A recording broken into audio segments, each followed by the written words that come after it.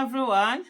Have you seen the video where APC is threatening Peter Obi?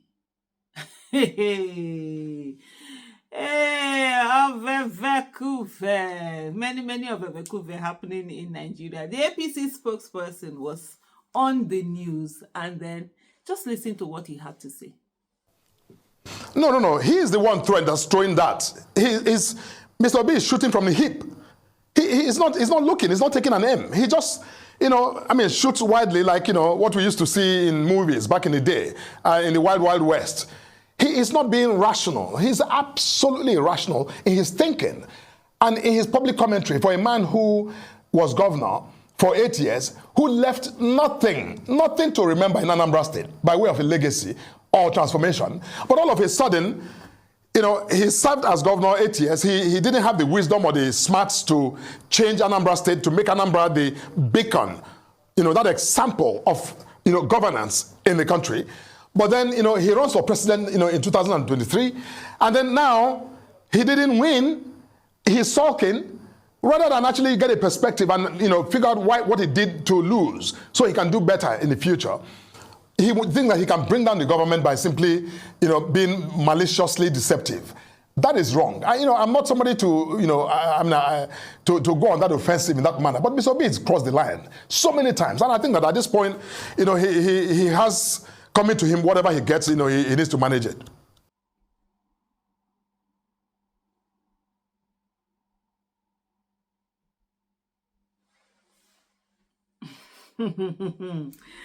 Oh, Lord, have mercy. I think these folks in APC just suddenly think that the whole country belongs to them, and that they've forgotten where they were before 2015, and that there was another party that was in power and felt very arrogant and could say anything, do anything, and get away with anything. It's that hubris stage that APC currently is at, and you know what happens when people get to that hubris stage. The next thing, of course, is the downfall that happens. Remember the saying, pride goes before a fall, and that's exactly what we are seeing happening right now. First of all, if whatever it is that Mr. Peter Obi is saying is not the truth, they wouldn't bother. If the illegitimate president, the person who rigged the 2023 election and got himself, sworn in as president, was doing anything good for the nation, then we wouldn't be here. Nobody will bother about whether there's Mr. Peter Obi saying anything or not doing anything, because people will be getting the good governance that they need to get. People will see it translate in their lives. People will see their lives being bettered. People will see a lot of things, going on in their lives. But that's not the case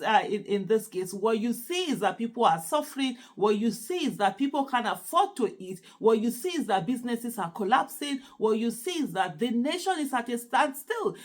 Crime and criminality is now the order of the day. Terrorists are threatening everyone, calling out names. This same Felix Moka, that's what he calls himself, the APC spokesperson that you just watched just now. Several times, Bello Turji, a bandit leader, had called out Tinubu, has threatened the life of Tinubu. I don't think I saw a statement from him. If you did see a statement from him or a video interview from him, let me know. Just let me know about it. These are cowards who never speak on issues, who never take on people who have taken arms against the country, people who are attacking the country, but they can open their mouth and talk when it's citizens who are expressing, their views about what is happening in the country. And then for him to go on about the threat, whatever happens to Peter Obi, he has it coming. One of the things they need to understand, that nobody has monopoly of violence. That's the thing that they do not see. See, the bandits that have been going after the country, see the terrorists, see whatever. What are they doing? Rather, they are putting monies together to negotiate with them, to rehabilitate them, to do all of that. It is citizens who do things by the law that they know they can threaten, they can ask for soldiers to do one thing or the other to them, and all of that. So this threat by APC, I don't know, whatever madness it is that they think that they are on, they better keep it somewhere, because all of us, they mad. Nobody well. The whole Nigeria, nobody well. They think the person well for Nigeria. It's not. They are not only the ones that can do crazy. That people have been law abiding should not be a reason why they will sit down and begin to threaten people the way that they continuously do. What they should focus on is the failure that they are. Imagine rigging election. Imagine coming into office knowing fully well that you do not have the legitimacy of the people. You do not have the trust of the people. Nobody believes in you. Nobody thinks you can do anything. And then you actually came in and confirmed to them that indeed you're such an abysmal failure, to the extent that people now look at Buhari's time and they are like, oh, Buhari's time was better. Do you know how much of a failure you need to be for Buhari to be better than you? So that's what they should go and sit down and focus on that and do all of this thing, instead of these threats that they keep sending out there, instead of this whole shenanigan that we keep saying, APC coming out because they feel that, oh, they can rig election and get away with it. After all, their chairman once said that you should not participate in politics if you cannot bear the pain of rigging elections. So this is not the first time that they're doing this, and they've become so convinced in it. And I think because they keep getting it being legitimized, they tell you go to court, knowing fully whether the court is under their thumb, and now they are beginning to feel that probably that's the lawful way of doing things. Those are the ways of doing things. But no, that's not the way to do things. And let them just go and sit down and focus on the things that they need to focus about. Sometimes they think that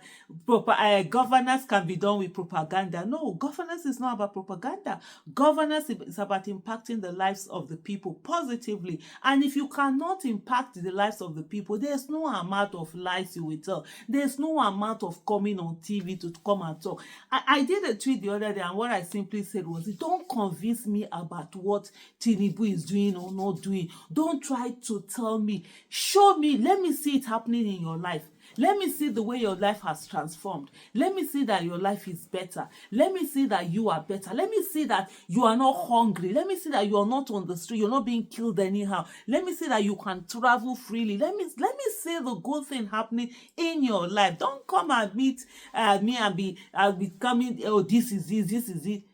Governance is not about talk. Governance is about action and results, and people seeing the result. Yes, you can use propaganda to win election. Yes, you can lie, you can use propaganda to rig election, rather, not even to win election. Even some places, propaganda can be used to win election. People have used propaganda to win election. Unfortunately, the propaganda, people saw through it, or you couldn't even use it to win election. You had to rig the election for you to be taken in, and then up till now, you still even couldn't give the people the barest minimum for the people to now be able to say that even though he didn't win the election, even though he rigged the election, but at least he's trying. Nothing like that. Absolute failure. That's what is on ground. You all should be ashamed of yourself. Thank you for watching, my people, Jerry. Bye.